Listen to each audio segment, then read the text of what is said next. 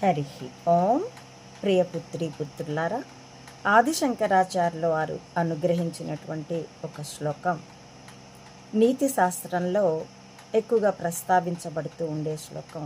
నేను ఇప్పుడు దాని విశ్లేషణతో సహా మీతో పంచుకుంటానండి.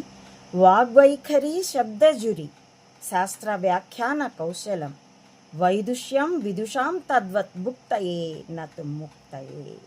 ఎంత చక్కని శ్లోకం అండి. వాగ్వైఖరి శబ్దజురి, నోట శబ్దాల ప్రవాహం ఒక జలపాతంలాగా.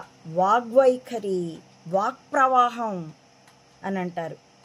ఆ వాక్ ప్రవాహం శబ్దజురి, ఆ జలపాతంలాగా అతని నోటి నుండి మాటలు తూటాల్లా వచ్చాయండి, ఉరికాయండి అని చెప్తూ ఉంటామే, అవన్నీ అందున ఎలాంటివి? శాస్త్ర వ్యాఖ్యాన కౌశలం.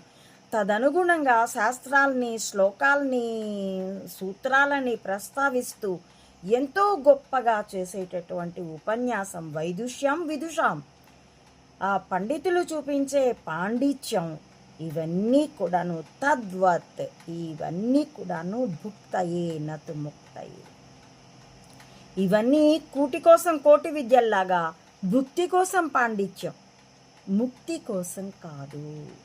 కాబట్టి ఓ శ్లోకాలని ఉటంకిస్తూ బహుపద కర్మధారయ సమాసాలని, గొప్ప వర్ణల్ని, నాటకీయతని జోడించి ఉపన్యసించవచ్చుగాక.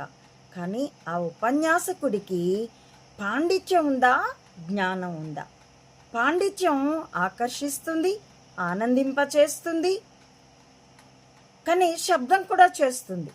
జ్ఞానం కూడా ఆకర్షిస్తుంది, ప్రకాశిస్తుంది, అయితే ప్రశాంతతనిస్తుంది, ముక్తి మార్గాన్ని చూపిస్తుంది. అది నిశ్శబ్దంగా, వాక్కులకి అతీతంగా. కాబట్టి వక్తలో ఉన్నది పాండిత్యమా, జ్ఞానమా అన్నది శ్రోతే తెలుసుకోగలగాలి. ఇప్పుడు వండినవాడు, వడ్డించినవాడు వాళ్ళు చెప్పే రుచి కాదు, తిన్నవాడికి తెలియాలి ఆ రుచి. తిన్నవాడికి అది స్వాదిష్టమా, బలవర్ధకమేనా కాదా, అది భోక్తకి తెలియాలి, అలా శ్రోతకి తెలియాలి, వక్తకి కాదు.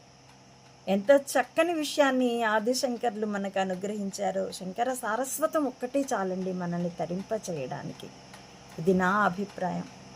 నేను ఆ బాటలో నడుస్తూ ఆనందిస్తూ ఉంటాను. కాబట్టి హరి ఓం. ప్రియపుత్రి పుత్రులారా, నా ఈ వీడియోల కంటెంట్ మీకు నచ్చితే please like, share and recommend my channel to others as well. Subscribe it. Please support అమ్మఒడి Mata Anantananda to spread the